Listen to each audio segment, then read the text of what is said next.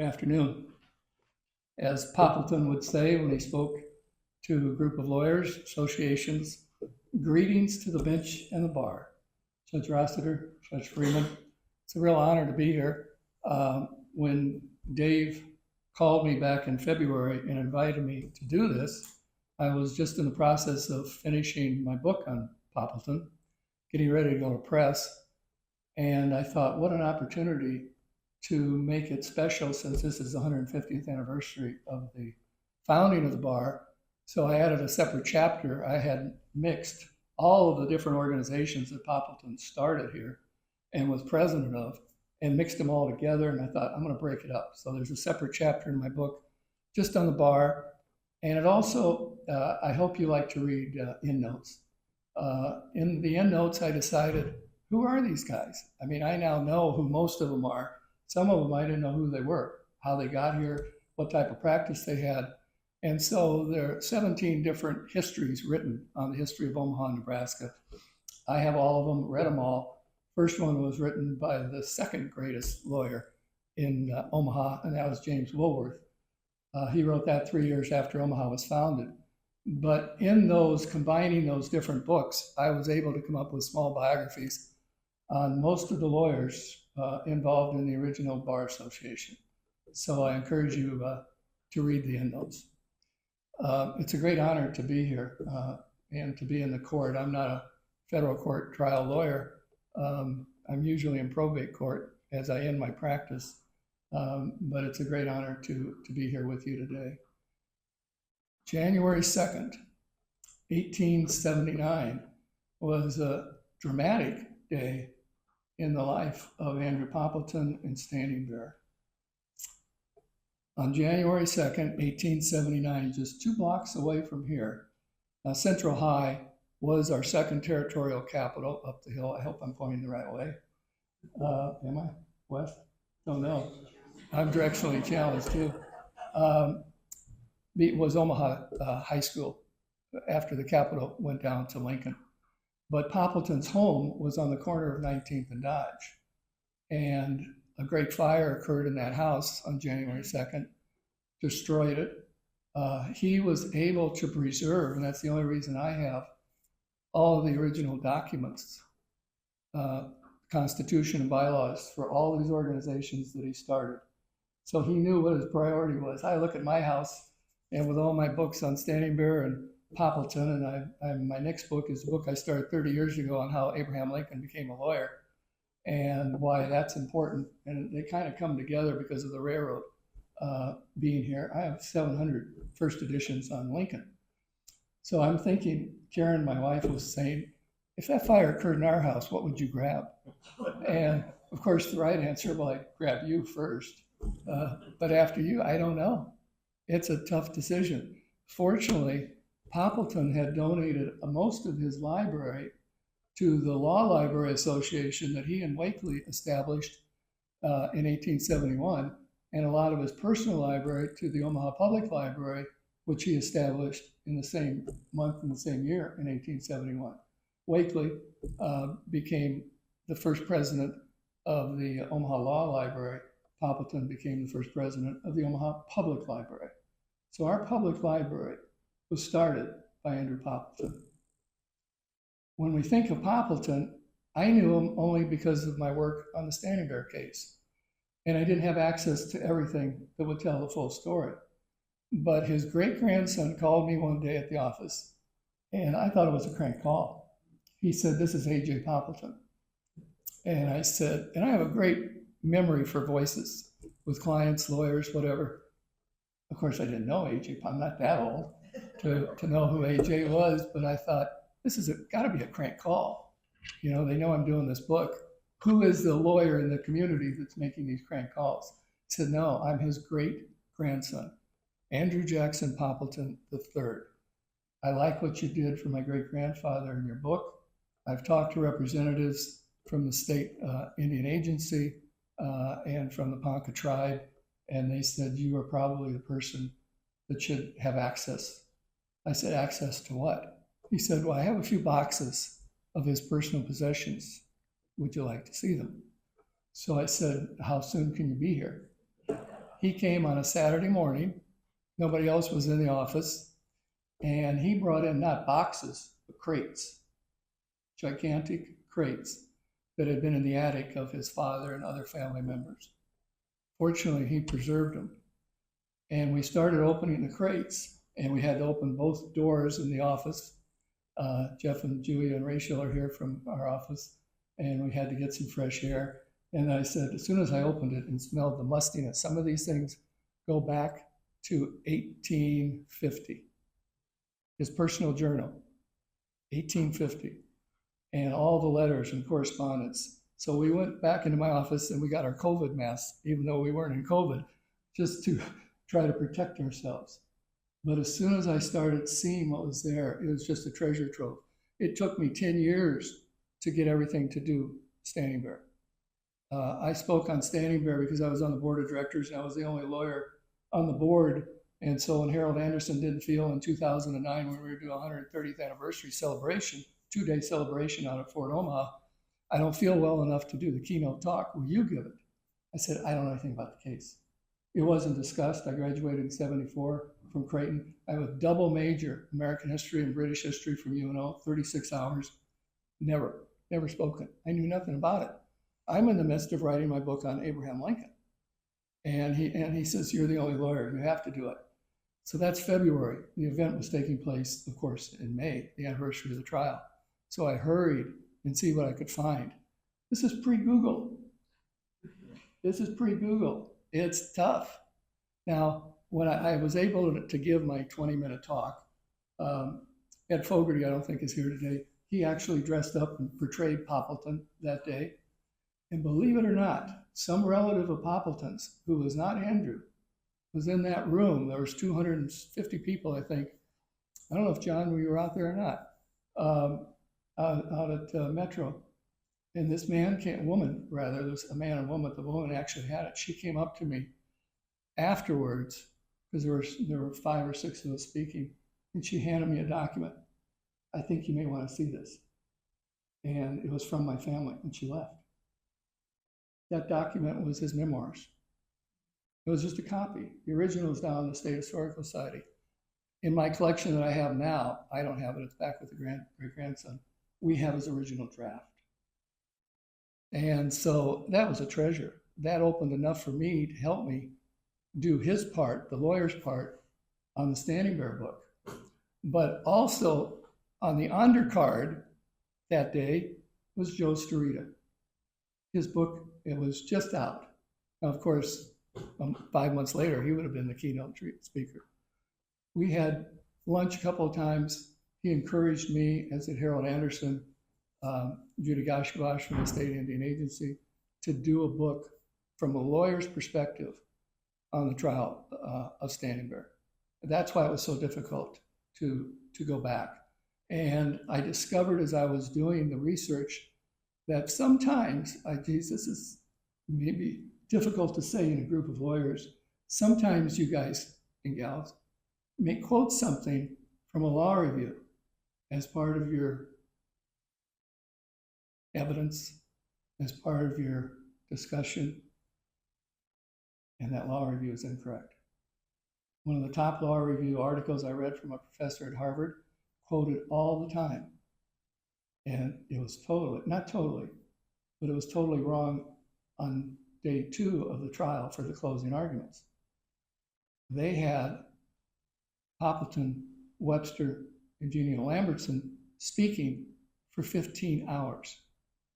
So 4 months before I was ready to publish my book on Standing Bear, I was able to get an interview here with Judge Lori Smith Camp.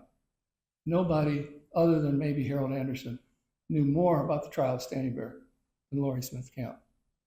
And she was gracious enough to give me an hour. I'll tell you a little more about it as we go. And I told her that.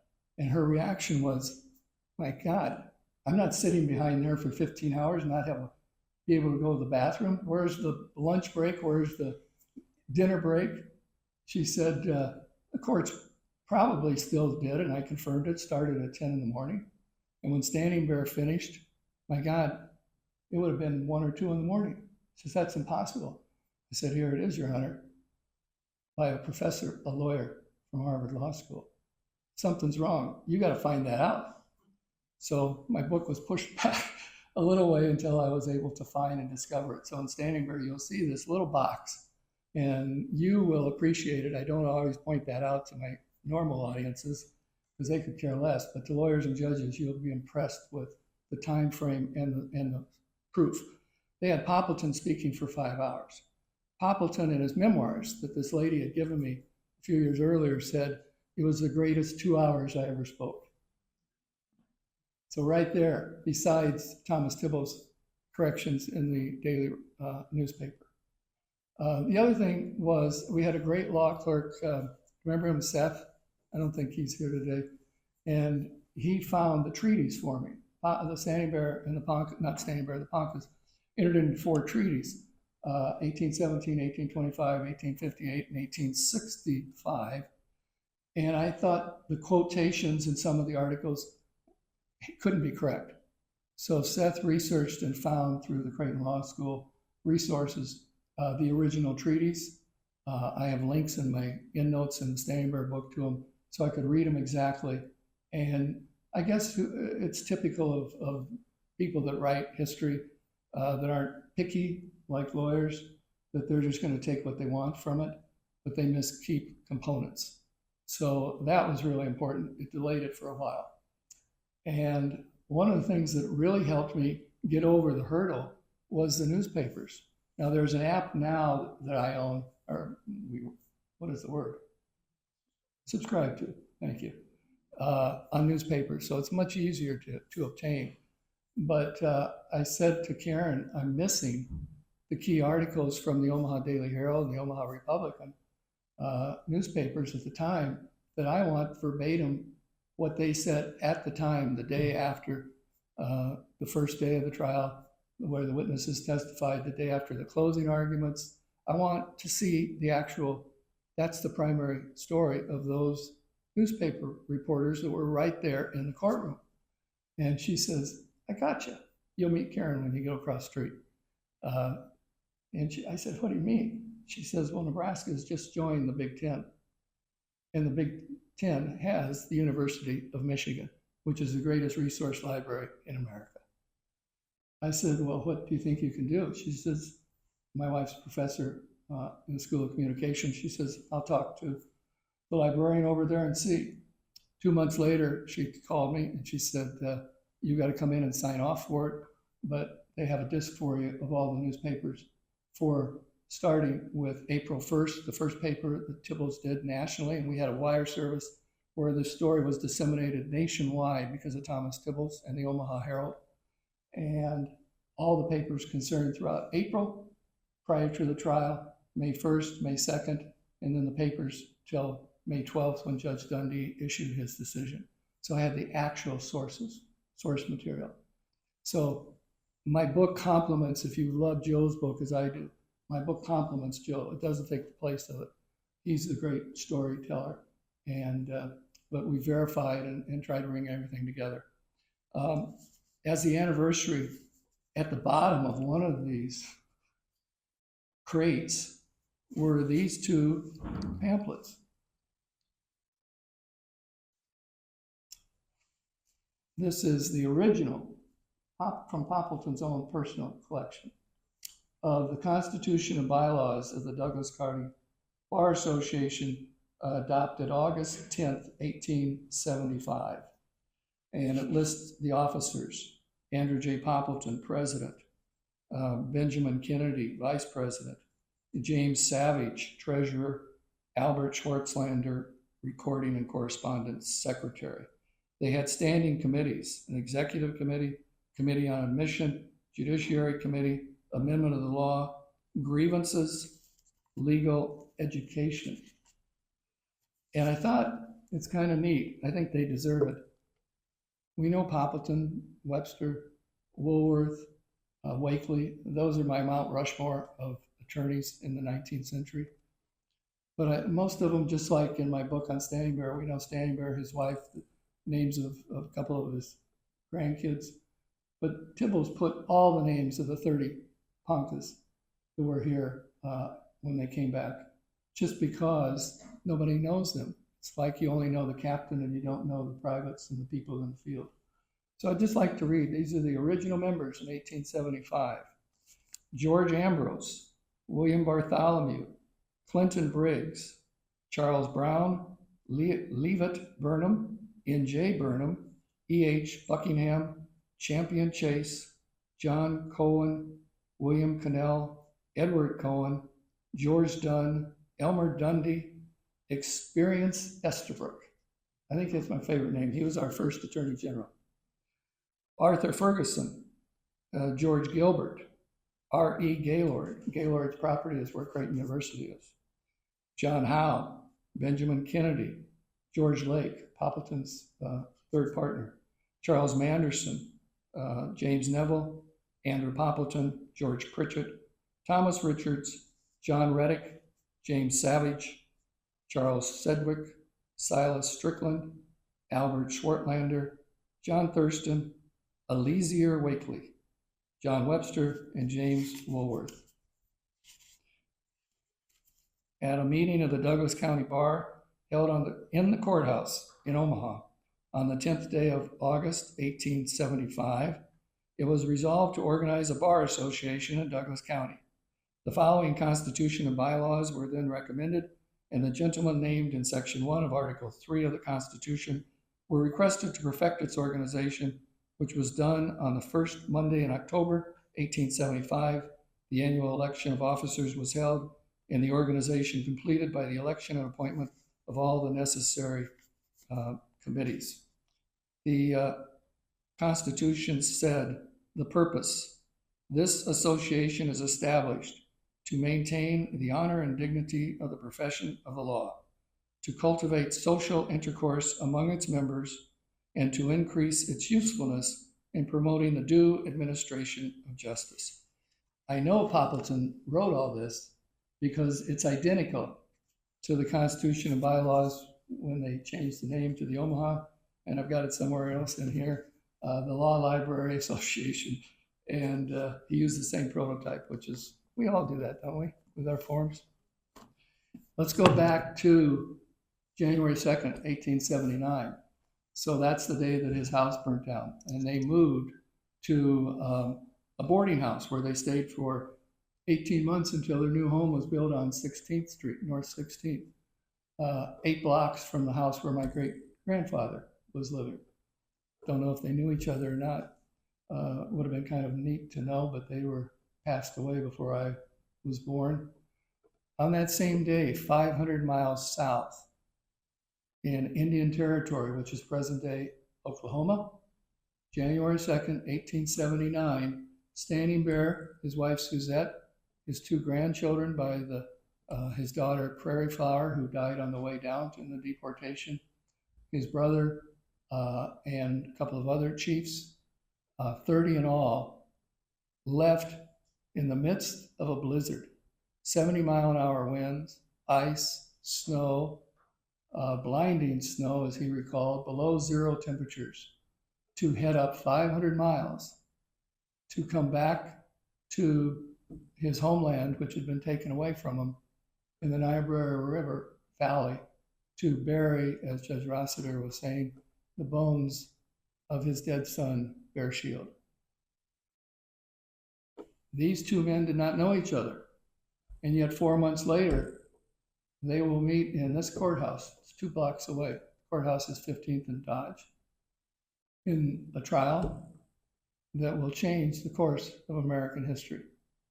Bright Eyes, who was the interpreter for Standing Bear when he gave his great speech, and when they went throughout the United States promoting the Indian Reform movement after the trial, said, what happened here changed America, and it aroused the people of America from its sin of indifference.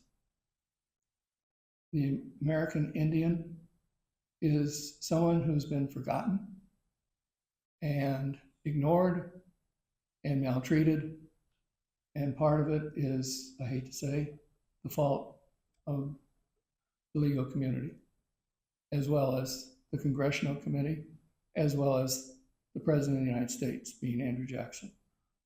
But it's been rectified, and it was rectified here, partly, in Omaha, Nebraska. How many of you knew about it? It's just, we should be proud of what happened here and how the bar rose to the occasion pro bono. As I was doing the book, Dr. Troy Johnson, librarian from Creighton, sent me an article. It was in 2019, as I was doing Poppleton's book, from the president of the Oklahoma Bar Association. And he was speaking to his membership in the Bar Journal down there and saying, we need to do some of the things that the video was talking about that we do here, pro bono work for the poor, the indigent, those who have nobody else. And if we don't do it and we don't help bring justice, who's going to do it but the bar and the bench? And he then told the story of Standing Bear, the case, and he said the role models that we should be emulating today in 2019 are Andrew Jackson Poppleton and John Lee Webster. Is that amazing? They knew about it down there. Why didn't we know about it? So my joy has been to bring the story together and to know that these two men, these two great Nebraskans, changed history. I'm going to give you a brief background of Poppleton, and then we'll go into the trial. I could speak, as my friend John has heard me, I could speak for a couple hours on just Poppleton. This is my 7th talk on Poppleton because the book just came out. This is my 105th talk nationwide on Standing Bear. I can speak that long on, but Poppleton is such a fascinating individual. What struck me so much in the beginning was when I learned the names of our streets. If I say to you, Harney, Farnham, Douglas, Dodge, Wakely, Jones, Woolworth, Hanscom, Manderson, Poppleton, streets. We're the only city in the Midwest that did that. Go over to Council Bluffs. What's the first street they named? Main. What's the second one? Broadway. Then what did they do? They started naming them like most cities do, after trees, after plants, presidents. Then they get tired of that and they name it First. Go to New York City. First Avenue on 5th Street. What the heck does that mean? What did they do here? They named them after themselves. So my first reaction is, what a bunch of arrogant people. I mean, who has the gall to do that while you're still living? You know, we don't do that until you're dead. What are they thinking of? Poppleton spoke to the Nebraska Bar in 1880. He spoke at the commencement in June 5th of 1877 to the UNO Lincoln graduation ceremonies. He always talked about character, integrity, and honor. Honesty is part of that. But he said, and this was the talk down in Lincoln was 23 years after we were founded. And he said to the graduates and to the faculty down in Lincoln, the legacy passed on from us to you is that you remember who your founders were and why this city and why this state was formed. You know, most states, most major cities, as you come out of the East Coast and come into the Ohio River Valley, come into Indiana, Illinois, Iowa, and start moving west, if you read some of the histories, you'll find people kind of left. They'd stay for a few years. And in the words of my old friend, Dick Peterson, a great lawyer magistrate over in Council Bluffs, they probably had to skedaddle because there was no national bankruptcy laws. So a lot of our family and heirs may have been people who left their debts behind, but they just kept moving and moving. When I look at the main founders of this city, guess what? I only found one, and that was his second partner, William Byers, who he defeated in 1858 to be the second mayor of Omaha. Still remained friends, but he left with his wife to go out to Denver to follow the gold. He founded the Rocky Mountain News, became a great newspaper writer. He's the only one. Now there's some I can't determine, and there's just not enough about them, but the majority stayed here. They put their roots down here, and they settled here to create a foundation. They were dirt poor. Most of the founders of the city were men. 24. Poppleton was 24. Hanscom was 25, or 26. Governor Cumming was 25. The oldest of the group is Lieutenant Governor from Michigan, Richardson, who was Poppleton's first partner. He was 49. He and Poppleton wrote the first code of laws for the territory in 1855. And when it was revised, when we became a state, they wrote the second code of laws for the state. First code of law was mostly based on Iowa code. The second one was based on Iowa and Wisconsin because of the influence of Eleazar Wakely. These people settled here. They put their roots down. And when his wife Caroline was interviewed a few years before she died, Poppleton died in 1869. She died in 1917. And the Omaha B News had a front page on the pioneer woman, Caroline Poppleton. What was Omaha like? Because she married Andrew a year later. What was Omaha like? She was 20 when they got married. We had a lot of mud. Now, we don't have mud. We call them chuckles. Yeah. And we had a lot of sidewalks. They're not really sidewalks because they didn't have any planks on them. We had no trees, no vegetation. We had a meandering creek through the city. If you've ever been up to Fort Atkinson and you take that trail, it's meandering to get out to the blacksmith shop, my favorite place to visit. It's very similar to what she described and other people did of what Omaha was like. Tall prairie grass with just barren paths through it. And she said, but you know what? We had fellowship and we had friends. And I'm here to tell you, the people that founded this city were power couples. And the women were almost very close, as important, in some cases more important than the men. It's an unbelievable story of them, and they were young, and yet they set roots down here and they stayed here. And so now as I see the street numbers and the names, I don't think they're arrogant. I think they wanted to leave a legacy. They wanted people to know who's Harney, who's Poppleton, who's Jones. You can't believe how many people, when I've given these talks, I grew up on Poppleton Street. I didn't know who it was. I went to school at St. Stephen's Cathedral on Webster Street. I didn't know who he was. We figured he was probably Noah Webster, if we had a guess. I washed dishes at the cafe up there, Lisa's Radio Cafe. If you've ever been up there. On Cumming Street. These were just terrific, terrific people. I've done my best not to make it a 700-page book, but to stick them into the endnotes where I can. I'm just telling you, I really appreciate the story of who founded your city. And it's because and Carolyn said too, you know what we did before we started paving roads and filling the mud holes? We established schools. We set up churches. We had plays. We had lecture series. They were concerned with building the cultural atmosphere of this city before they cared about the chuck holes. What a great priority. But they wanted to have great schools here so their kids would get quality education. James Woolworth's wife, Elizabeth Butterfield, was the first female principal of any school, Brownell Hall. A great leader, along with the man we mentioned, Benjamin Kennedy, who had been mayor. They established the school system and promoted that as much as they could. When Poppleton was, he also, I forgot to tell you, he also founded, well, with other people, don't get me wrong, but also wrote the Constitution, was the first president. Tells you the respect. When he's the first president of everything he started. The Omaha Board of Trade. That's the forerunner of our Chamber of Commerce. And he's giving the annual report. One of the things I liked about him too, he put in term limits. And that was changed as down the road, but it was 1 year, so there's rotation, constant rotation of new leadership.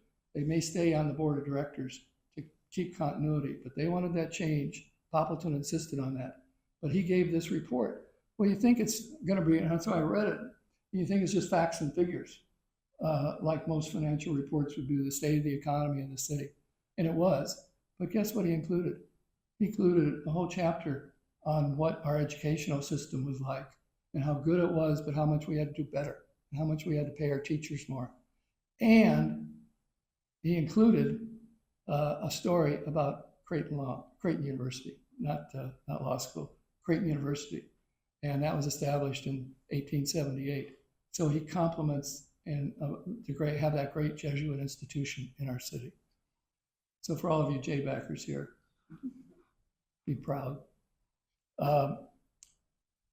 Poppleton became a lawyer up in Michigan, not far from Detroit. He read the law. He didn't go to law school, and he read the law in the Walker Brothers law firm. They were very active in the Michigan Bar Association. And then he took his exam, oral exam, and was admitted to the bar. And then he was encouraged to develop his elocution skills, which were already admired as being terrific. So he took an internship in Judge Fowler's office in Poughkeepsie, New York, right outside of Manhattan, West Plains. He did that for 6 months. And then he came back, and he and a couple of his classmates decided they would start their own law office.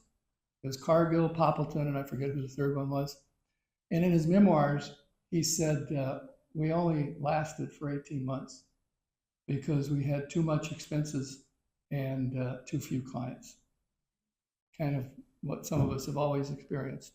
Anyway, so he read an article in the New York Tribune about this great new city being founded out west called Omaha City. And the Kansas-Nebraska Act had just been passed. The Omaha tribe had ceded their land, so they weren't here anymore. And he thought, I've got to go see it. If I don't like it, I'll just head on into California and practice out there. So he left his home. Took him 13 days to get from Detroit to Omaha. 5 days to get from Davenport to Omaha, because that was by stagecoach. So he arrives, and he says it in his journal. So this must be really important to him, because he didn't do it any other time that I can remember. I arrived in Council Bluffs on Friday evening at 7 p.m., October 13th, 1854. I took a room in the boarding house. The next morning, Saturday the 14th, I left my boarding house at 8 o'clock, walked down Broadway, got the ferry boat, and took it over to Omaha City. Where would it land? Oh, the ferry boat landing, for me, I've been down trying to figure it out, and it basically is the old Rick's Boatyard to maybe the Luminarium. Somewhere in there, depending on the course of the river, the boat would land. He got off the ferry boat and he started walking. And he's heading for Central High School, which is nothing, it's just a hill, but it's the highest hill in town. So he's going to walk up to there and then get a panorama of what this was like. And he had been told over in his boarding house, he said, where's the post office? Well, it's over in Omaha City. We didn't become Omaha until 1857. So the first 3 years were at Omaha City. And he's hoping there's a letter from his folks.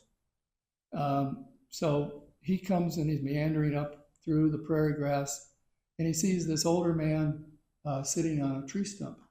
And he stops him and he says, sir, can you tell me where the post office is? And the man takes off his top hat and he says, right here. He had the top hat like you've seen Abraham Lincoln. And there's the letters, no letter for Poppleton. His name was A.D. Jones, who was also a lawyer and our first surveyor, but never practiced law. So he continues and goes up. He gets up to Central. And I'm just saying those names so you can get identification. Obviously, Barren Hill. He looks around the panorama. He sees a great vista.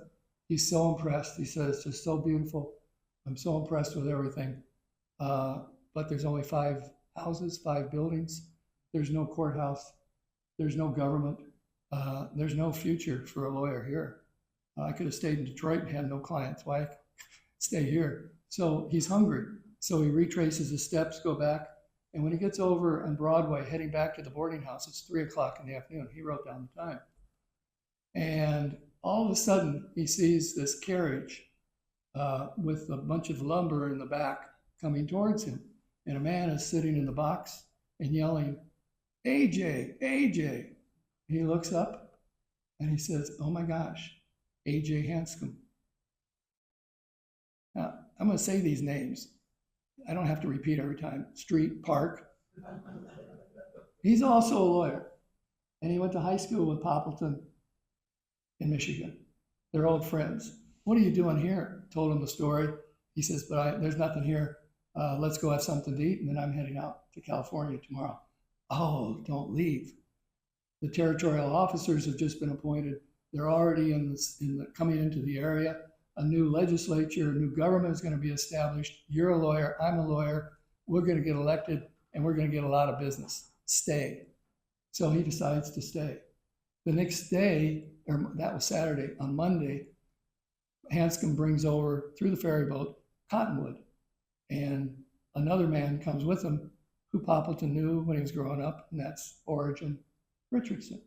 Richardson had been lieutenant governor of Michigan and was tired of politics and was heading out to California to start a practice, a new life.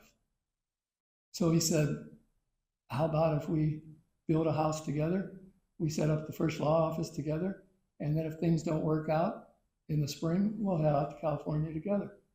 So Poppleton spends some money from the Council Bluffs, Nebraska Ferry Company, who owned the land here after the Omaha tribe ceded it. Spent some money, bought a lot down on 10th and Harney. And when he gets here, he sees this old Indian Omaha tribe man sitting there. He said, "I thought the Omaha tribe had ceded." He said, "I did, but I'm sad. This has been my homeland for 200 years. And he says, "Well, I'm going to build a house and a law office here. Was this your land?" He says, "Everything here was my land." Poppleton gives him $10. I have no idea what the value of money is, but he had already bought the lot that A.D. Jones had surveyed. So his respect for Native Americans was there as an early age. And he and Richardson built this 10 by 14 cedar or a log cabin, and then they wrapped it all around with sod for warmth. And a historian later said that Richardson was the cook and Poppleton was the chambermaid. That was how they aligned the duties. That 10 by 14, what is that? Right here, that's their first home and the first law office in Omaha. No clients, but coming is the territorial governor, and he says that we're going to have elections. So they did a census, they broke up the counties, and they had the first election, and Poppleton and Hanscom got the most votes. And they were sworn in. The first territorial legislature was held down in the first Capitol, which was on 9th and Harney. Everything in the beginning is down there. Amongst the heirlooms, these little things I will bring over and let you see when we're over there. This is the first certification. I told, I can't stay away from the mic. I told the great-grandson, this may be this is a copy. I've got originals of most of it, but I didn't want this in my hand. This is the first certification of a member of the territorial legislature, and it was issued to Andrew Jackson Poppleton. And you can see it's pretty fancy by the acting governor. I told him that this is maybe the most valuable thing you have. There is nothing else ever like it anywhere, because I've been around and searched. What's the purpose of the first session? It's to decide where the territorial capital is. And the territorial capital location was going to be either Omaha, Bellevue, Plattsmouth, or Nebraska City. And all of these areas were ganging up. So we had the Omaha faction and the anti-Omaha faction.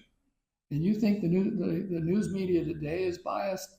Oh, I can't watch this network because they just hate the president. I can't watch this network because they just adore the president. You know how it is today? You think, how terrible we live in. Ain't nothing like what we faced in those days. There were papers all over the place. And that's the other thing that I had to search through all the different histories. Who wrote that history and who was biased for the anti-Omaha faction? And so they just told what the newspapers. So either Cumming and Poppleton are the devil, or they're pretty close to being saints, depending on which paper you read. I included both so you'd see both points of view. I think they're closer to being not saints, but they're the heroes. And because they wanted it here, they lobbied to get it here, by a vote of 14-11 in the House, and by a vote of 7-6 in the upper chamber, which was called the Council, Omaha was declared the territorial capital. But for, remember that rule, sine qua non in tort law?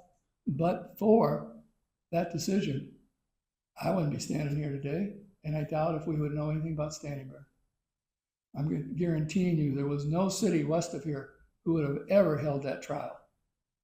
The West, especially Denver and that area, were very, very anti-natives. So if it had not been held here, we wouldn't even be here. None of my books would have written. That's how that but-for rule is crucial to this story, besides being but-for with Poppleton and Webster.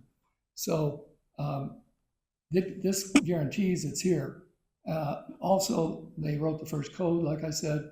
They set up the state Supreme Court and administered the oath to the lawyers in the state of Nebraska to practice. Then they decided we ought to have a party. That's what I love about these people. They worked hard and they played hard. And Caroline Poppleton would lead the ceremonies and the parties because she loved to dance. And that was the only activity, if you didn't want to go to the saloons or the gambling halls, was to dance. So, and I'm going to have to stop on Poppleton in a minute. I got to read you this. They decided to hold the first governor's ball. Governor Burt from South Carolina died after being in office here only 2 days. So Thomas Cumming, who was a lieutenant governor, took over. And Mark Izzard then was appointed from Arkansas to be the next governor. He heard about Nebraska being a little colder than Arkansas, so he didn't want to come up. So Cumming was acting governor. Who knows where Izzard would have picked the capital. But they decided to hold a reception for him. It's called the Grand Ball. I call it the first governor's ball. It was held down in the City Hotel, down on where? 10th Street.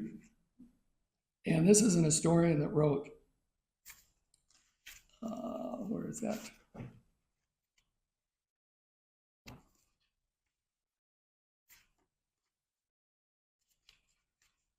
Perhaps the whole affair was as ludicrous as any such well could be. The rooms had a slight coat of what was then called plaster, composed of a frozen mixture of mud and ice, and a very thin coating at that. The floor was rough and unplaned, very trying to dancers, and not altogether safe for those who preferred the upright position.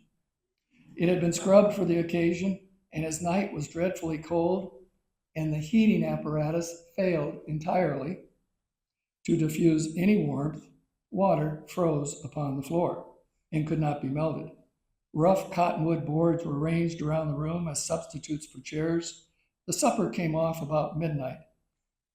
Every one of these parties that's mentioned in the book, they didn't start eating until after midnight or 1:30 in the morning. Why? They're dancing. Supper came off about midnight. Here's the first governor's ball supper. Coffee with brown sugar, but no milk. Sandwiches of a somewhat peculiar size, and dried apple pie. The sandwiches were very thick, made of brown bread and bacon. The room was so intensely cold, notwithstanding a lavish use of green cottonwood. The ladies danced with heavy shawls on, wore thick hoods at supper. Water froze in the tumblers before it could even be drunk. Dr. George Miller, A.D. Jones, A.J. Poppleton, Joseph Paddock, and others of our well-known citizens may well remember the occasion.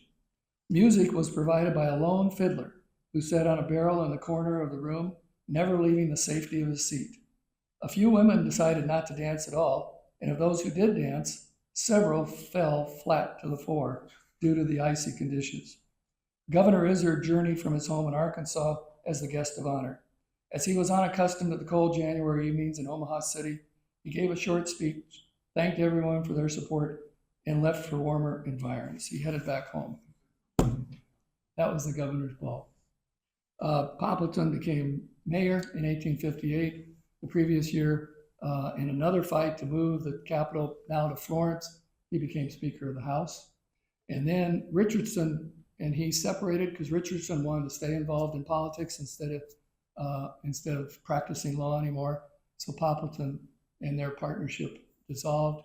he went with buyers, and they started specializing in real estate because most of the litigation and fights were over claim decisions. Poppleton tried the first civil trial, Pentecost versus Wood, over a dispute, Saddle Creek and Elmwood Park. He represented Pentecost. His partner, Richardson, represented Woods. Couldn't do that today. Poppleton won. Poppleton represented and handled the first murder trial. It was Dr. Henry. And Dr. Henry was a dentist, physician, debated. He had a claim in Bellevue against another individual who happened to be the clerk of the precinct out there. Hollister was his name. And it got into a fight, and Dr. Henry killed him. So he was immediately arrested for murder, and the mob was there, and they were going to hang him right on the spot. This is in the spring of 1855.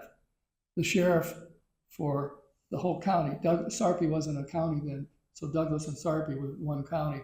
His name was P.G. Peterson, and he immediately knew, I got to get this guy out of here. So I'm going to bring him to jail in Omaha. There was no jail. He brought him to his home. His home, I'm trying to think of the place. I know it, I forgot it. It's in the Old Market. His home was in the Old Market. The front of his home was rented out to a saloon and a gambling hall. The back of it is where he lived. Well, he made the back of it not only his living quarters, he was single, but the first jailhouse. So the trial, the first grand jury was held in too, and the judge was Fenner Ferguson from the Supreme Court. And Poppleton did a good job, and they brought up no indictment. Ferguson felt there's got to be more to this. I'm going to have a second grand jury panel. But in the meantime, you shackle Dr. Henry, take him back to the jail. Well, there's no other doctor in town. What are the people going to do? Sheriff, you stay with Dr. Henry, take the shackles off, and go help him make his house calls. That's how medicine was brought here. Goes back, and the second grand jury comes in with the same thing, no indictment. And so he's released. He later sets up the first dental office in Omaha. Poppleton did all of these first, obviously, because there weren't that many lawyers. But he started getting a reputation on real estate, and that's what he did. He did every type of law. He became, I have to stop and get a standard. He became the lawyer for the Union Pacific Railroad because of a great speech he gave at the dedication's breaking of ground on December 3rd, 1863, down on 7th and Davenport. His speech was so well received that it was reprinted in the London Times. That's what a great orator he was. And Peter Day from the railroad was there, and he said, we want to hire you to be our general counsel. So for 24 years, he became general counsel for the railroad. He wrote the railroad code of laws, and he did every type of case imaginable. One of the cases, there's a kidnapped judge case. There's so many of them, you'll have to read the book. One of them was a snowplow case, and it was a patent because the trains had been stopped up in Laramie because of blizzards, and a lawsuit was filed by this man by the name of Richardson saying, you can't use that plow unless you pay me because I have a patent on it. He thought this was such an important case, he better take it himself. He didn't know anything about patent law. So what did Poppleton do? It tells you what a great lawyer. He hired national investigators to go back to DC, check the patent office, to do depositions of everybody that owned a patent for components of snowplows on trains, found that Richardson's was no different, had no priority, sent back all these reports, which I have, and then the trial was held. And Poppleton was a nervous Nelly. He's prepared for his closing argument. And he said it was close to 90 degrees, no air conditioning, obviously. The old gas lights that had that hissing sound, windows open where mosquitoes, whatever, would come in, similar to what the Standing Bear trial atmosphere would have been. And so he said, I can't sleep all night. I stayed up all night worrying about this. He's up against the top 2 patent lawyers in the United States in this federal case. Not here, it's in another state. And yet he's taking the case on his own, no other co-counsel. And he gets up in the morning, he's sick to his stomach. Court started at 9. He started speaking. He thought he was going to pass out. He's writing all this out. I'm not making this up, and no historian is writing it. This is his own language. And then he starts, and he gets into the rhythm, and he gets into the flow of his arguments. Spoke for 3 solid hours without having slept in 24 hours or eaten anything in 24 hours. And he wins the case.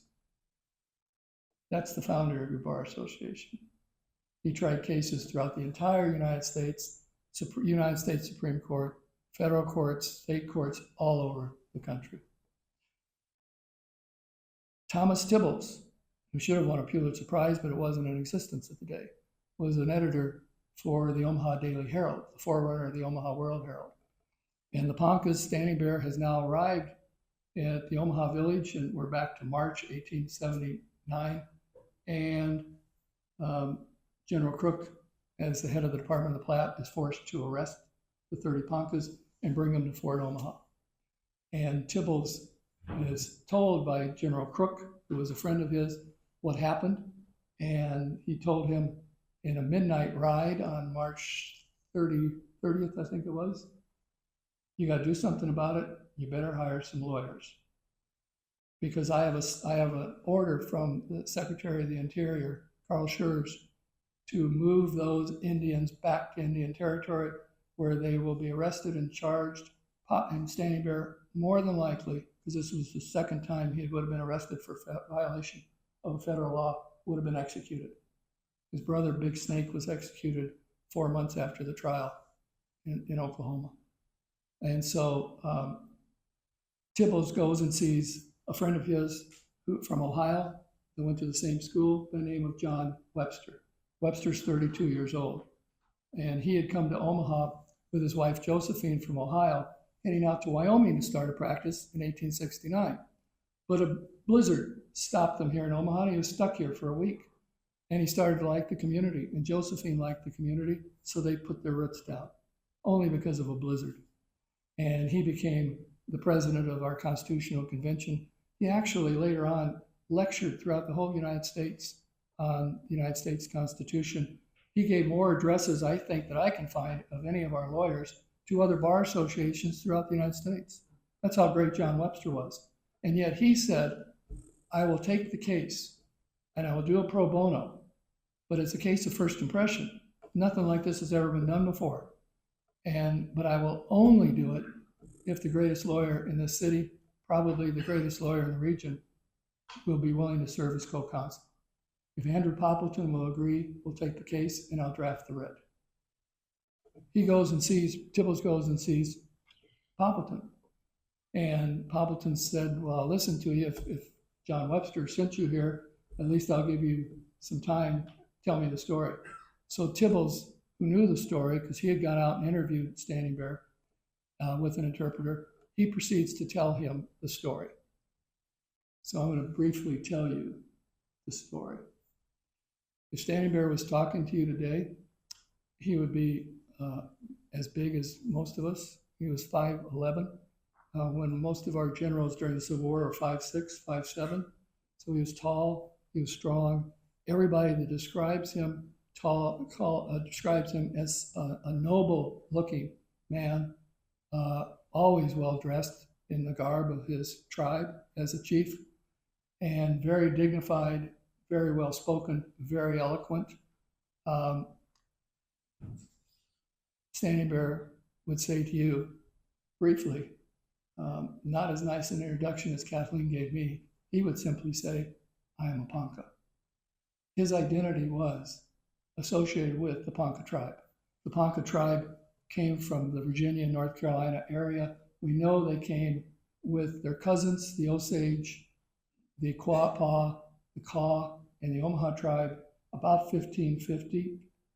Same time Coronado was up here and establishing the kingdom of Quivira. Any of you old Exarban people? John Webster, by the way, was the 22nd king of Exarban.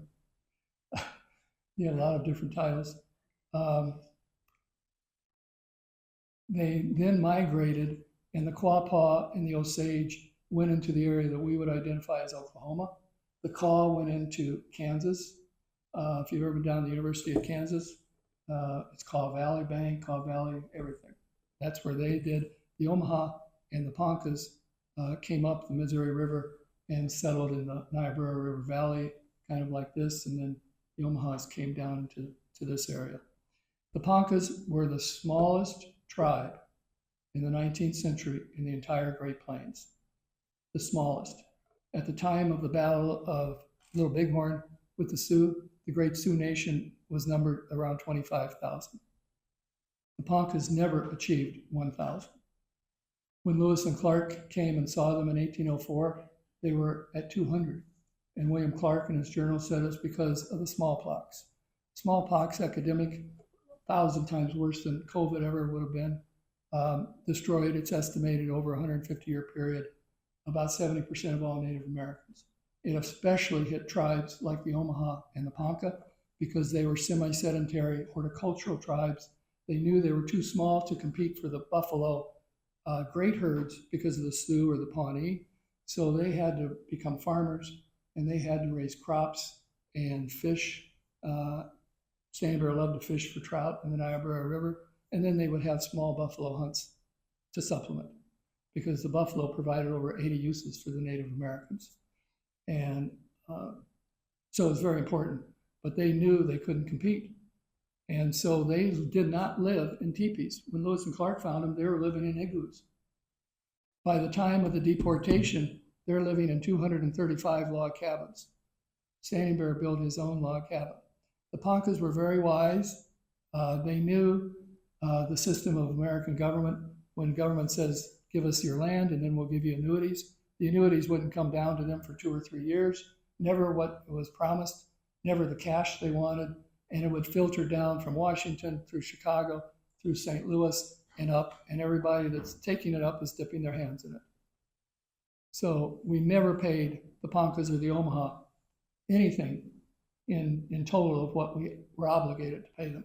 That's why I say the Poncas never broke a treaty. The government broke absolutely every treaty with the Poncas. The government never kept their word to protect them and never kept their word to give them everything they promised in exchange for their land. So the Poncas came here and they did everything they could. And they had their own system of government. It's really important that even in 1865, after the Civil War, the federal government said that the Omaha and the Ponca tribes are the best example of, for them, their term, civilized tribes in America. And Standing Bear is a leader of this and a man of peace. That's what the federal government said at the end of the Civil War. And yet, 12 years later, they're ready to arrest him because he stood up for their rights. But the Ponca system of law, they had their own governing body. It was 9 clans. Each clan was involved and controlled a certain aspect of tribal life. Standing Bear was the vice president, so to speak, of the tribe, but he was chief of the Bear Clan. You never see any picture of Standing Bear. And Dave was nice enough to create some placards from my books. You'll see over there, and you'll see Standing Bear. He always has the bear claws. And when Addison Sheldon, who was one of the presidents of the Nebraska Historical Society, wanted to go visit Standing Bear. Standing Bear died in 1908. He wants to go visit him in 1903, see how he's doing. And he's up in his farmland in the Niobrara, and he's already got his house. And you can see the pictures in my book, and you'll see the pictures that Dave shows. But he's bare-chested. It's a hot day.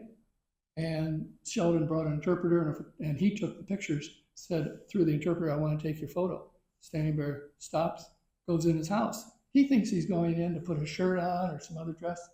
He comes out bare-chested, but he's got the bear claws around. That was his identity. Even though he wasn't a chief anymore, his identity was still, I'm a Ponca. It never will leave me. And it just tells a lot about the character of Standing Bear. Anyway, the Poncas had their own system of law. They had 7 rules of conduct. The very first one was to honor Wakanda. Wakanda was the name of their god, heavenly figure. But their rules were great, similar to the 10 Commandments, but they had a few extra. Don't commit murder, don't steal, don't commit adultery. And my favorite is don't gossip. Don't talk about each other. Why would that be important? if you're living with 500 or 700 people close by, because gossip would destroy the tribe. And the rule of law that they honored was, we don't need to have unanimity in decisions, but we better be darn close. There would be no 5-4 decisions in this court. They would be 8-1 or 9-0, or we would continue. We got to keep talking. We got to get close. And then the penalties were so, boy, what's the penalty for stealing? Put them in jail? Nope. Restitution. Give it back. If you can't give it back, you work it off. Makes more sense, doesn't it? My favorite one is adultery. What's the penalty if a brave has relationships with some other woman in the tribe than his wife? The court leaves it up to the aggrieved wife to decide.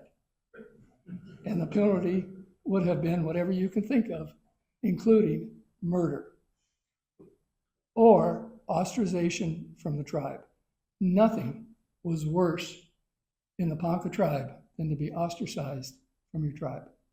And if you were ostracized from your tribe, you had to live outside of the environs. No one but your own family could bring you food or clothing or anything. No one else could go and see you. It's like you were a leper. Except, and whenever the period of time was over, murder was generally 4 years.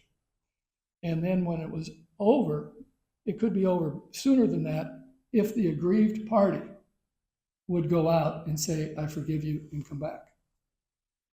Why? They want compassion. And once the penalty was served and the person was brought back in, what did they do? It's the story of the prodigal son. They had a party. They welcomed him back in. There was no period of, well, you're a felon, you can't vote for 5 years or whatever. Some of these issues we see today, just read the book. They use common sense. If we just listen more to the Poncas, we may learn something. They had their own police force that would enforce it. That's how they had their own system of law. And their system was, as soon as the decision was made, it was done. They were very confused by the American system of law. Why? Because we're a tripartite. We have legislative, judicial, executive. So where the problem comes in is when these two systems of law clashed. And when I was writing my Standing Bear book and getting ready to do that talk, I said to the Lord, I got to have a hook and something to grab people. I said, what is the key to what I determined to be the difficulty between how this happened? So I wrote this poem, never changed a word of it. I wrote it 1 week before I gave that talk in 2009. Before we came, they were here. Before the Declaration of Independence was signed and the Constitution was enacted, they were here. Before Lewis and Clark came, they were here. Before our ancestors came to live here, the ancestors of Standing Bear were here. Before we came, the Poncas hunted deer and buffalo, fished for carp and trout, planted and harvested corns, beans, and squash, built their own homes, married and lived in family units, educated their children, defended their land, supported themselves, healed their sick, honored their elders, buried their dead, remembered past glories, and dreamed dreams. Before we came, the Poncas were living their own way of life in a manner of their own choosing, under their own rules for self-governance, under their own system of law. And then we came, and we brought a new system of law, and the two systems of law collided. That's the story. What's the American system of law? I'll give you 3 examples. 1823, a case that we read, first case you would have read in property law, at least in my day, Johnson versus McCullough. Do the Native Americans have the right to sell their own land? And the decision by Judge Marshall was no, you do not have the right of alienation. And so he invented a different interpretation of the doctrine of discovery. The doctrine of discovery, as Justice Marshall said in this decision, was that because we beat the British at Yorktown, we inherited the British right, who inherited the French right, who inherited the Spanish right to the entire land. and it all belongs to us. And Justice Marshall actually said that the Indians were simply possessors, occupants of their land. What his decision said is the Indians were guests in their own homeland when they were here 20 or 30,000 years before any of us. Well, John Webster, in his closing argument at the trial, completely refuted the doctrine and said that's not what the doctrine of discovery meant, and it was never recognized as such by the foreign governments when they controlled or lived in America. It meant that any land not occupied by natives belonged to the winning country. And the actual concept of the doctrine of discovery was written about by Felix Cohen in 1941. He worked for the FDR administration, and he wrote the first compilation of all federal laws pertaining to the American Indian. And you'll see in there a discussion of it and the sources for it. It comes from a Spanish diplomat advisor to the King Queen in Spain in 1532, I think it was, and said just what John Webster said. John Webster knew this. Why Judge Marshall didn't know it, I don't know. But that decision meant that the government, when you take the next two decisions, could do whatever they wanted. The next decision was when President Andrew Jackson encouraged Congress to successfully pass in 1830 the Indian Removal Act, which says that the government could move native tribes any place they wanted to at any time, even if it was against their will. And most of the time, it was never for compensation. The statements that Jackson made were atrocious. There's just no way to say it. And the damage he did. And we know of the Great Trail of Tears with the Cherokees. That happened after he was president, but was initiated by him. The third thing was another decision Justice Marshall did in the Cherokee Nation versus Georgia case in 1831, in when he said they are basically to be described as dependent domestic nations, and they are best described as wards of the government. And he actually uses the Latin term pupillage. Well, the only time I remember the term pupil applied to me was from the Dominican nuns up in grade school. You're the pupils, we're the boss. This is where the doctrine, not through Marshall, but through literature, through newspaper people, the idea of the great white father. Because you're the pupils, he's the father. So these three decisions, two from the Supreme Court and one from the Congress, set the tone. And the policy then became, when we have to move them out because we're the superior race, and moving in, they just have to leave. So this concept of Indian Territory was created, Oklahoma. And so Inspector Kimball is sent in January of 1877 to come and see the Poncas and tell them, even though you've never broken a treaty, even though you've never taken up arms against the government, even though you've been great neighbors to the white settlers around you, and they've already spoken up for you, we're moving you down to Oklahoma. Standing Bear stands up, and the first recorded talk, and he says, we have not committed any crime. He repeats what Kimball had just said. This is our land. We've been here. We want to live here, work here, and be buried here with our ancestors. We are not leaving. So what did Kimball do? He did what a lot of government agents did. He lied to him. Okay, Standing Bear, you and the other chiefs, let's take the train and go down and see your cousins, the Osage and the Quapaw down in Oklahoma, and we'll show you. And if you don't like it, if you don't like the land we have picked out for you, then we'll let you go see the Great White Father in Washington, D.C., and we can talk and see what happens. So the chiefs go down, take a nice train ride, put up in a hotel, and immediately they get to their cousins, and their cousins say, oh boy, you guys don't belong here. I mean, we know through family, discussions, you're great farmers. You're surviving up there. This is dust, this is dirt, this is rock. You won't survive here. And it's bad. It's what we would term tuberculosis and malaria is prevalent. You can't survive here. Get out of here.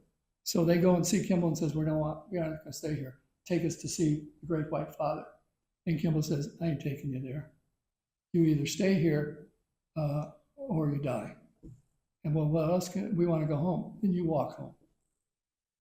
So Kimball took the train with his other aides and headed back up to Niobrara. And the 8 chiefs, 2 were too sick. They had to stay down there. They later came up. They walked up. This is February. It's cold. It's ice. They have no blankets. They have no clothes but what they're wearing. No coats. And it's Standing Bear testifies before a congressional committee a year later after the trial.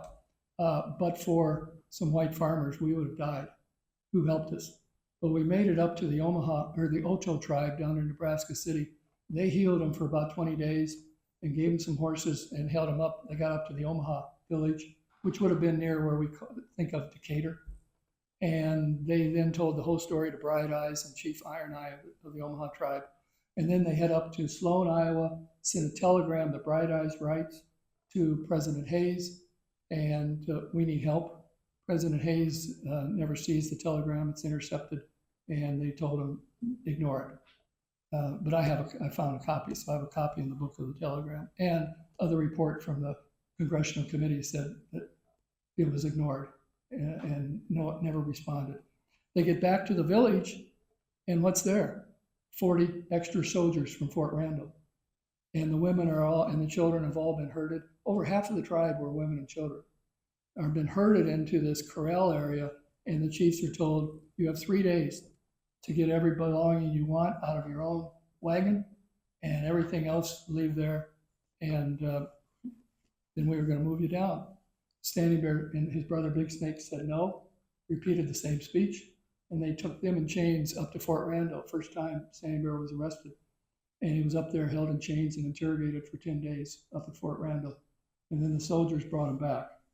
Standing Bear tells us what he had and what he had to give up.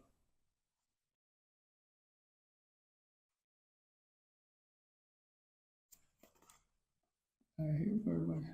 Oh, there it is. One house. I built it with my own hands. It took me a long time, for I didn't know how very well. It was 20 feet by 40 feet with 2 rooms, 3 lamps, 4 chairs, 1 table, 2 new bedstands, 2 wash tubs, 2 new cooking stoves, 2 trunks, 1 valise, crockery, knives, and forks. I also had 4 cows, 3 steers, 8 horses, 4 hogs, 5 wagon loads of corn, about 130 bushels, 100 sacks of wheat, 275 extra bushels, 21 chickens, 2 turkeys, 1 prairie breaking plow, a good stable, cattle sheds, axe, hatchets, saws, pitchforks, cattle sheds, log chains, 2 ladders, and a great many other things, which I cannot now remember. These things were mine. I had worked for them all. By their order, I brought them all, except the house and such things as I could not move, to the agency, and they put them in a big house and locked them up. I have never seen any of them since. He also testified, and I had to leave my cat behind. Pets were not allowed to go on the journey. As they left and they're drawn down in these wagons, they turn around and they see the soldiers completely destroy their camp, their villages. They destroyed all 235 of the log cabins except Standing Bear's. Standing Bear's was cut to 4 feet with spikes so that everybody that ever came through there would know he was the troublemaker. He's the one that caused all you doing this, because you could have come down in a peaceful manner. He's the problem. They destroyed over 100 cooking stoves. They tore down their schoolhouse, their church, their grist mill, their sawmill. They tore down every single building, because I told you how wise they were. They finally realized we're not going to get all our money. So how about you start giving us a grist mill, a sawmill? We want to educate our own kids. We want our own church to worship in. That's why they had all of these extra things in exchange for the land they gave up. All of this was completely destroyed, and the lumber from all the log cabins was burnt. It must have looked like a tornado hit their villages. Everything was wiped out. They received no compensation whatsoever. Obviously, it was so to send a message to everybody else. Why did the government do this? Because 6 months earlier, the great Sioux nation had defeated Custer at the Battle of Bighorn. And why was that so crucial? Because 4 weeks later, America was celebrating its centennial 100th anniversary in Philadelphia. So the outcry in newspapers throughout America, do something about those people. So they can't pick on Sioux, they just beat them. So why not pick on the little tribe that can't defend themselves? The Poncas. So the Poncas were moved down. They lost 9 people on the move down, including Prairie Flower, his 22-year-old daughter, who died of pneumonia, and he raised her 2 children the rest of their lives. Little Buffalo girl, 18 months old, died of pneumonia in Neely, Nebraska, just on the way down, and she was buried in a Christian cemetery in Neely by the white families and the churches there. They still honor her gravesite to this day, and the little children in Neely will still come and bring little teddy bears, little toys, and put them on her grave. Prairie Flower was buried by Christians in a cemetery in Milford, and her grave is honored to this day. 9 died on the way down. Of those 9, 5 were children. Within 18 months of living in Oklahoma, first 4 months, government forgot to give them any rations. They had nothing. Nothing to live in, no heat, nothing to. The government asked one of the chiefs, how come you guys never started farming? And the chief must have looked like, what a question. Our ponies died, you took our plows, you turned all of our farming equipment, we had nothing to farm with. And the government agent was, oh, yeah, they had nothing. So 158, 25% of the tribe died within 18 months of being down there, of malaria, malnutrition, as a couple of my Ponca friends said, and a broken heart. In December of 1878, Bear Shield, Standing Bear's 16-year-old son, died of malaria. As he's dying, and he had been educated in the Ponca school, and so he was speaking English. Standing Bear didn't speak English. He was speaking. They were trying to teach the Ponca kids to not only know the Ponca language and the Omaha dialect, but also to know English if you're going to survive in this world as a small tribe. He knew English. He was the heir apparent to the head of the tribe, and his pride and joy. He'd already lost his daughter, his mother, his sister, his number of other relatives died also down in Oklahoma, lost most of his family from malaria and malnutrition. Bear Shield's dying wishes were, take my bones and bury me in the ancestral burial grounds of the Ponca tribe in Niobrara. They can't go back there. They don't own the land anymore. You know what the government did? They gave it to the Sioux, trying to keep peace. So they don't even own anything, even if they wanted it. I want to go home. So Standing Bear and this group, 30 in all. Of the 30, this is what most people don't know. I was just shocked. We only know this because of Thomas Tibbles in his investigation and naming everybody and identifying them for the Omaha Daily Herald. 11 of the 30 were children. 11 of the 30 were children. There were only 8 men. The rest were the women. And Standing Bear, they left. They were not even nobody knew they were even gone from the leaders in Oklahoma for a week because of the blizzard. It covered all their trail. That's how smart Standing Bear was. And then they knew it was too late to go find him. Standing Bear took a meandering. It took him 64 days in a normal 50-day trek to get back up here to the Omaha village. He gets back up here, and he says in his testimony before Congress a year later, again, but for a number of white farmers, we would have starved to death, because in 20 days of our 64-day trip, we ran totally out of food, and we got crying children. So white farmers took them in and helped them and gave them blankets, gave them warmth, let them stay in the barns, give them some food to keep going. So it's a great humanitarian story from that point of view.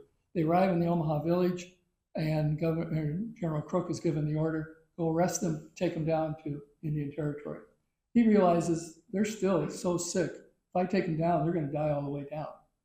And so he brings them out to Fort Omaha. And there, Tibbles comes out and interviews them. General Crook interviews him in his own office, with great respect. And then he takes a midnight ride and comes and sees Tibbles in his office at the Omaha Herald down on 13th and Douglas, and tells him the whole story, and then tells him to go get the lawyers. So now Poppleton and Webster agree. And what do? They draft a writ of habeas corpus. Well, the writ of habeas corpus had never been done, obviously, for a Native American. It was a great document of liberty, started in 1215 at Magna Carta at Runnymede. A year ago, my wife said, do you want to have a party of your friends and clients to celebrate your 50th anniversary as a lawyer? And I said, not really. How about if I take you to England? And so we went on a 2-week tour, and we got to go to France, Paris, and see it right before the Olympics. We went to Dublin, we went to Ireland, where my family came from, but we went to England, and they arranged for me to have a private tour of the House of Lords, which you were not allowed to be in, just to see the environment of that place. And then we went to Runnymede. And when we got to Runnymede, it's not this big a monument, but it was amazing to see the plaque. The monument for Runnymede was built, for the Magna Carta, was built by the American Bar Association and funded. England had just had a plaque, but they built a nice, like not a gazebo, it was all of stone. There's 2 of the 63 articles in the Magna Carta that are written there. And one is number 39, the right to a trial of your peers, trial by jury. And number 40 is the right of habeas corpus. So the trial of Standing Bear is the first time in American history the writ of habeas corpus, 664 years after Magna Carta, is used as a pleading in an American courtroom. And where was that American courtroom? Right here. It gives me goosebumps. It gave me goosebumps over there to realize, as I'm looking at it, and Karen says, gosh, it's the first time. Get our calculator out. How many years? 664 years. Never been used for Native Americans, except in this case. Webster and Poppleton are the geniuses. Let me tell you, they crafted it. Then they have to find Judge Dundee. Well, Judge Dundee's down in Lincoln. But guess what? He's out on hunting trip. And so I'm telling this story over in Iowa before a historical site. It's like 300 people there. And this one little kid, I could see he was bored. He wasn't, Grandpa probably brought him. He was probably 12 years old. He's sitting there just looking at his cell phone. It didn't bother me. And I said, they can't reach him. They can't find him. And time is of the essence because General Crook has that order. He's got to get him down there. So the little kid looks up at his grandpa and he says, why don't you just use his cell phone? And everybody started laughing. You imagine an audience of 300 people, and they're just laughing. I thought, this is bad. So I left the podium, went over to the kid. I said, I'm trying to get everybody to calm down. I said, that is a wonderful observation.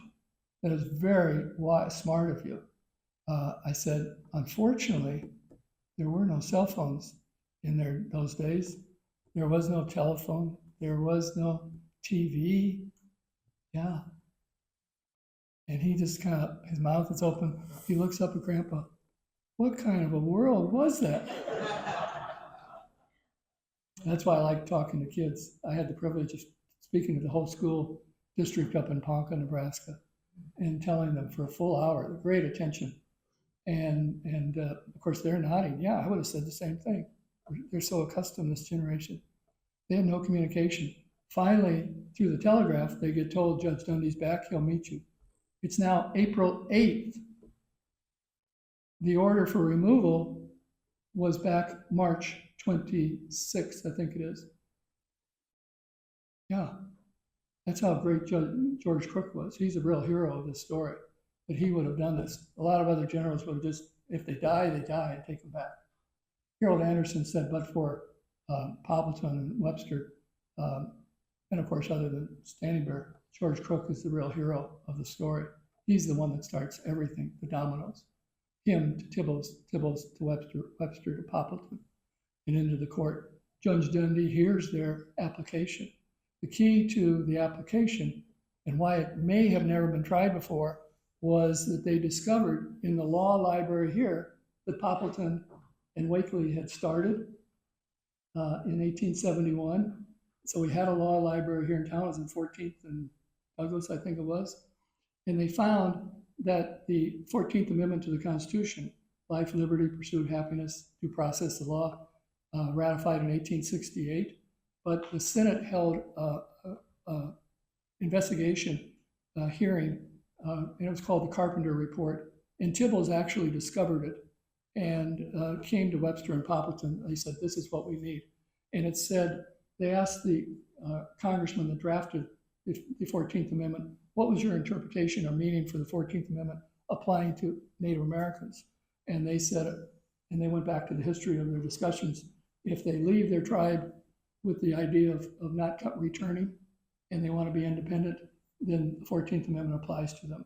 It's called the right of expatriation rather. And so they hung their hat on that. Dundee, to his credit, also a man of courage in that respect, granted a stay on the order. And then he ordered that the hearing would take place. So the hearing takes place May 1st, May 2nd in the courthouse. The first day, Poppleton does the preliminary with Judge Dundee, all the ins and outs of how the 2 days are gonna be handled. And then Webster begins the questioning. Webster called 3 witnesses, including Standing Bear. And Standing Bear got so upset because you know how we are. We ask a question and we want the witness just to answer that question. And the witness wants to say something else. And, no, don't answer anything else. Very frustrating for Standing Bear. So he actually raised his voice, almost stood up, Judge Dundee, and it's in the court record. Don't lose your cool. I never knew that term was used back then. And so he calms down. And then at the end of the witnesses, and Lambertson, the district attorney, this was his first big case, he did cross-examination. Wasn't very good because he wasn't prepared. He's 28 years old. He was no match, let me tell you, for Webster or Poppleton. His first district court case. He turned out to be a great lawyer. One of the founders of the Lincoln Bar, a distinguished lawyer in his own right. This was too much for him in the first case. And he thought Judge Dundee would just throw it out when he would say, he has no standing, he's not a person. Well, Dundee had already said, I granted the writ, let's have the arguments. He had already made that. Well, Lambertson made the motion, which was probably correct, but I think he was shocked. So at the end of the day, Judge Dundee says, Lambertson, call your witnesses. He had nobody to call. And so he says, go ahead to Webster and Poppleton, start your closing arguments. They weren't prepared to do closing arguments because they were prepared for maybe another day of other witnesses being called by Lambertson. So they said, Your Honor, we need a night to prepare. So they gave him to the next day. In the meantime, Tibbles could see Standing Bear was so upset. So he goes out to Fort Omaha. It's a 4-mile drive from the courthouse to Fort Omaha. And he goes out there with an interpreter. He said, what's the problem? It's a Ponca tradition that when a man or a woman is accused of a crime, and we meet in the teepee that is used for we would call it our court, and we pass the peace pipe, the sacred pipe, to calm everybody's feelings. And then the accused gets to stand up and make their argument. And then the person who is the accused, or the accuser, and then the accused gets to get up and give his or her defense. There was no time limit. It could go on for days. Free speech, you talk as long as you want. He expected the same thing when he got into the federal courtroom. Well, guess what? It didn't happen. So he says, I just want to be able to tell the judge what really happened from my point of view without being interrupted. I know my lawyers mean well, but I need to tell my own story. Tibbles goes and sees Judge Dundee upstairs, is on the 3rd floor of the old courthouse, and asks him, and Dundee is saying, hey, this is unprecedented. I've already gone this far. I'm sure that's what he's thinking. So he grants the wish at the end of the trial after I've adjourned, not during it. Webster then gets up and gives 2 hours closing argument, and then an hour for lunch, comes back, gives one more argument, and then finishes. Lambertson speaks for 3 hours. They have a dinner break. Lambertson's basic premise was they're an inferior people, a race that are meant to just move out of the way. It was rather disgusting to see, and obviously he wasn't prepared for really good argumentation. And then they break for dinner. Poppleton gets up and speaks for 2 hours, and the greatest 2 hours, he said, of his life. At the end, I'm over. What? 5 minutes? Yeah. You got 5 minutes. Can you stay 5 more minutes? I'm sorry.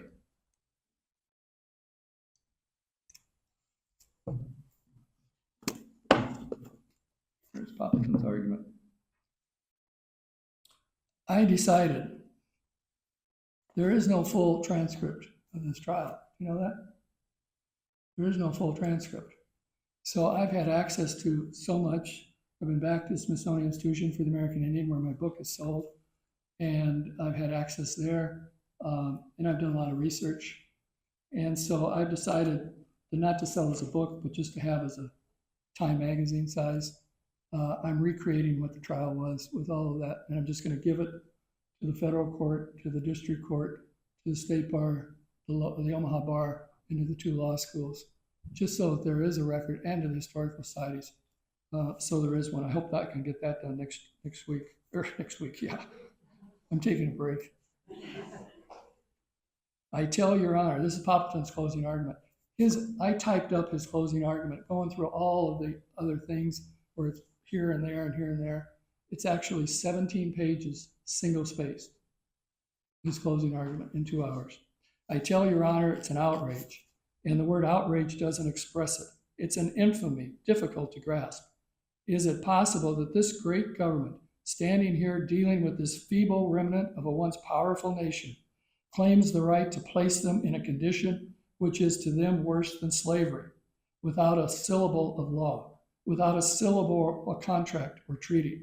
I don't believe, if Your Honor please, that the courts will allow this, that they will agree to the proposition that these people are wild beasts. That's what Lambertson called them, amongst other words, that they have no status in the courts. The argument of the gentleman representing the government comes to that they are simply wild beasts. And then he closes and he says, and he looks at Standing Bear. This was the last thing Poppleton said. That man, not a human being, who of us would have done it? Look around this city and state and find, if you can, the man who has gathered up the ashes of his dead son, wandered for 60 days through a strange country without guide or compass, aided by the sun and stars only, that the bones of his son may be buried in the land of their birth. No, it is a libel upon religion. It is a libel upon missionaries who sacrificed so much and risked their lives in order to take to these Indians that gospel which Christ proclaimed to all the wide earth, to say that these are not human beings. But if they are human beings, then they cannot be barred from the right to this great writ. John Standing Bear was allowed to speak. You all know, as I am, a man's speech. He sat down, and then everybody left. Now, I found out that my great uncle, William Dwyer, was president of the city council at the time of the trial. So when the newspaper said dignitaries from the local government, I'm sure he was there. I wish he would have left us something in the heirlooms we have, but he didn't. But imagine leaving that courtroom. It's on Friday evening. By the time Standing Bear left, it was 10 o'clock. Then judge stood up. The marshal said, all rise. Everybody rose up. The judge and the marshal left, and the whole room erupted in applause. Came and swarmed Standing Bear, shook hands with General Crook, and then everybody walked down the 3 flights of stairs out into downtown Omaha. Very hot. You can imagine the costumes they're in, and the windows open, and how they've been there since 10 o'clock that morning. What they must have felt. You know, did the lawyers think, gosh, I wish I would have said something else? Would I asked another question? What did they think? What's Judge Dundee thinking? Tibbles is going to write the story and disseminate it throughout the whole United States. But what did Standing Bear think? I tell you, I know what everybody probably thought. We just heard 2 of the greatest lawyers speak extemporaneous. Oh, when you come across the street, this will get them across the street. If you're not coming over just to get my book, you got to come over and see this. When I was looking for the writ of habeas corpus, I found a copy. This is a copy. And this is a Xerox copy they were able at the National Archives. It's in the handwriting, the original of John Webster. And then all the return of service and everything are included. At one of my later talks, he was still on Standing Bear,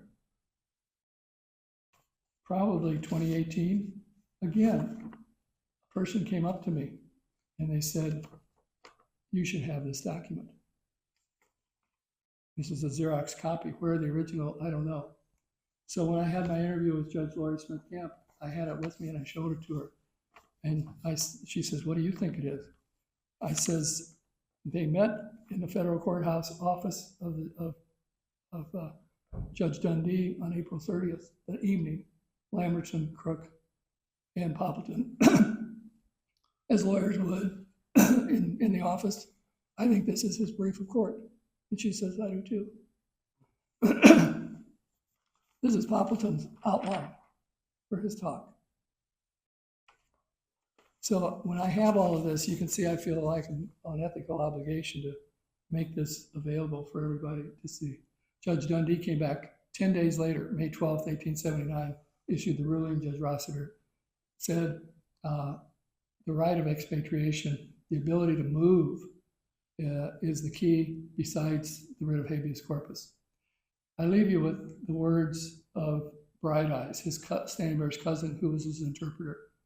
And while she and Standing Bear and her brother, Francis LaFleche, and Thomas Tibbles are going back east and meeting with the newspaper reporters and big meetings in Faneuil Hall in Washington, D.C., all over, talking about what happened, pushing for Indian reform, she speaks to Tibbles and she says these words.